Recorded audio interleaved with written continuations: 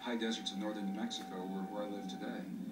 A beautiful part of the world. And during that time, it was one of the worst droughts in recorded history in the American desert Southwest. And a native friend called me one day, and he said, "Greg, would you like to join me at a place," and I love this language, he said, "a place where the skin between the worlds is really thin, to pray rain." And he didn't have to ask me twice. I said, "You bet." So we met at an agreed location, and we hiked 135,000 acres of the most beautiful high desert sage. We came to a stone circle that had been there for so long, he didn't even know who had placed the stones there before him. And I wasn't prepared for what I saw, because my friend David took his old work shoes off, he put his naked feet inside of this circle, and he closed his eyes, and the first thing he did was he honored all of his ancestors. He literally said the words. He said, all of my ancestors are with me now, are with me now.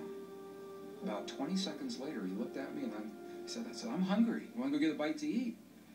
And I said, well, sure, but I said, "I thought you were going to pray for rain." And he looked at me and he said, "No." He said, "If I prayed for rain, rain could never happen. Because the moment we pray for something to occur, we've just implied, we've acknowledged it's not there now, and we may be empowering the very condition that we'd like to change." And I said, "If you didn't just pray for rain in those 20 seconds, what did you do?" And he said, "When I closed my eyes," he said, "I felt the feeling of what it feels like to stand with my feet naked in the mud in our Pueblo village, and the mud's there because there's been so much rain."